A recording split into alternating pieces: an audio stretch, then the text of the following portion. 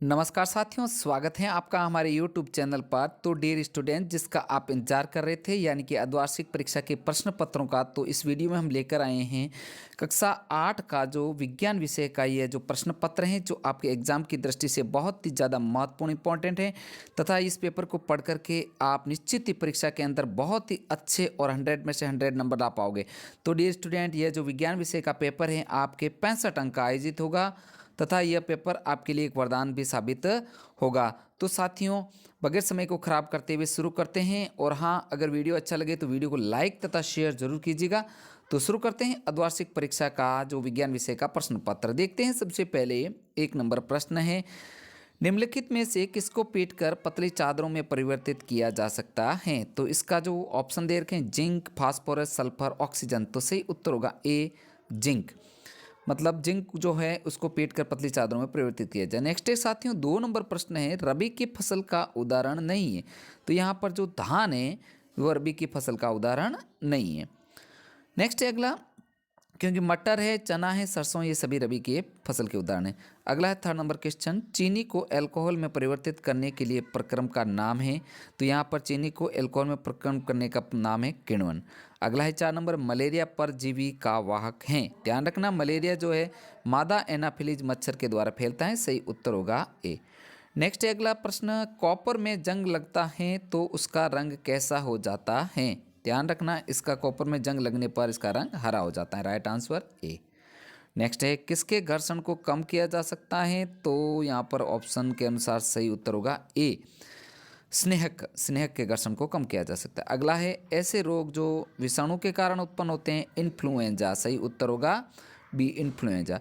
अगला है 8 नंबर, निम्न में से कौन सी एक धातु नहीं है। तो सही उत्तर होगा बी, सल्फर जो है धातु नहीं है। आगे है 9 नंबर प्रश्न, खेत में से खरपतवार निकालने के लिए किसान कौन सा औजार उपयोग में लेता है। तो यहाँ पर राइट आंसर होगा ए, जो फावड़ा। कौन सा उपयोग में लेता है, फावड़ा। नेक्स्ट है कि तरलों द्वारा लगाए गए घर्षण बल को क्या कहते हैं। सही उत्तर होगा ए, कर्षण कहते हैं। नेक्स्ट आगे, सारणी में दिए गए शब्दों में से उचित शब्द का चयन करते हुए रिक्त स्थानों की पूर्ति कीजिए। तो यहाँ पर कुछ शब्द दिए गए हैं, उन शब्दों को सारणी में आपको भरना है। तो यहाँ पर जैसे 11 नंबर है, फास्फोरस बहुत सक्रिय धातु है। यहाँ पर रिक्त स्थान में आपके आएगा सक्रिय। अगला है 12 नंबर, वाहनों से निकलने वाहनों के लिए सबसे कम प्रदूषण सीएनजी। नेक्स्ट है 13, घर्षण से ऊष्मा उत्पन्न होती है। 14, प्रवासी पक्षी सुदूर क्षेत्रों से जलवायु परिवर्तन के कारण पलायन करते हैं। और 15 नंबर है, खरपतवार हटाने को निराई कहते हैं। इस प्रकार इन शब्दों को आपको रिक्त स्थानों में भरना है। आगे है प्रिय विद्यार्थियों, सत्य असत्य की पहचान करनी है। तो 16 नंबर प्रश्न है, कोक कार्बन का लगभग शुद्ध रूप है। यह कथन सत्य है। सोडियम बहुत अभिक्रियाशील धातु है। यह कथन भी सत्य है। अगला है, उर्वरक एक मानव निर्मित लवण है। यह कथन असत्य है, आपको असत्य लिखना है। नेक्स्ट 19 नंबर, कुछ प्लास्टिक ऐसे होते हैं जिन्हें एक बार सांचे में ढाल दिया जाए तो उन्हें ऊष्मा देकर गर्म नहीं किया जा सकता, ये थर्मोसेटिंग प्लास्टिक कहलाते हैं। यह कथन भी सत्य है, आपको सत्य पे राइट करना है। और मिट्टी का तेल एक जीवाश्म ईंधन नहीं है, यह कथन असत्य है। नेक्स्ट है आगे 21 नंबर प्रश्न, रबी की फसल और खरीफ की फसल के दो उदाहरण दीजिए। तो यहाँ पर रबी की फसल के उदाहरण है चना, सरसों, मटर, गेहूं। और खरीफ की फसल के ग्वार, बाजरा, मोट और मूंग। नेक्स्ट है अगला प्रश्न, रेड डाटा बुक क्या है। तो इसका उत्तर है, रेड डाटा बुक कुछ प्रजातियों का डेटा प्रदान करती हैं जो विलुप्त होने की कगार पर हैं। ये रेड डाटा बुक जो पुस्तक होती है। अगला है 23 नंबर, सूक्ष्म जीवों के मुख्य वर्ग कौन कौन से हैं। तो यहाँ पर सूक्ष्म जीवों को 4 प्रमुख समूहों में वर्गीकृत किया जाता है। ये वर्ग हैं बैक्टीरिया, कवक, प्रोटोजोआ और शैवाल। ध्यान रखना, बहुत ही अच्छा और इम्पोर्टेंट प्रश्न है। नेक्स्ट है प्रिय विद्यार्थियों 24 नंबर प्रश्न है।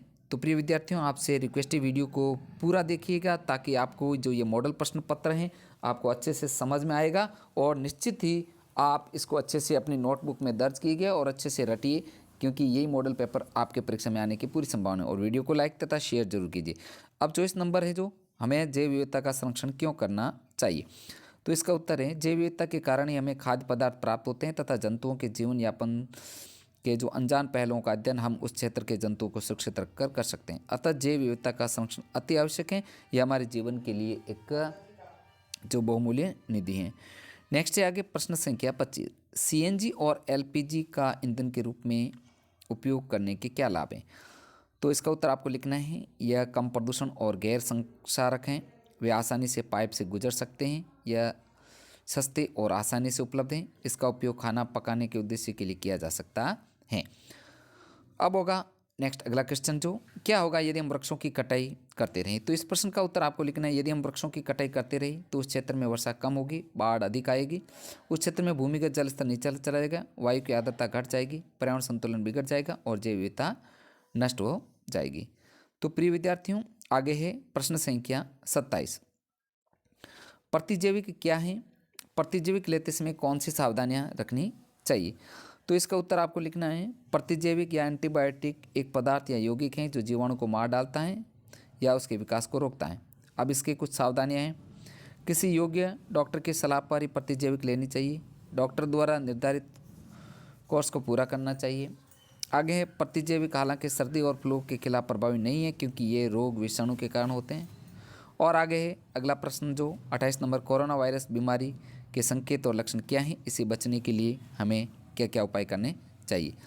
तो यहाँ पर उत्तर लिखना है आपको कि कोरोना के संकेत या लक्षण जैसे बुखार आना, सूखी खांसी आना, थकान महसूस होना, ठंड लगना, ऑक्सीजन स्तर का घटना। अब इसके बचाव के उपाय जो लिखते हैं, खांसते और छींकते वक्त रुमाल का उपयोग करना, बिना हाथ धोए अपने चेहरे, साफ आँख, नाक आदि को न छूना, संक्रमित व्यक्ति के संपर्क आने से बचना, फेस मास्क लगाना, हाथों को बार बार धोना और सैनिटाइज से हाथों को धोना। तो प्रिय विद्यार्थियों, हमने जो इस वीडियो में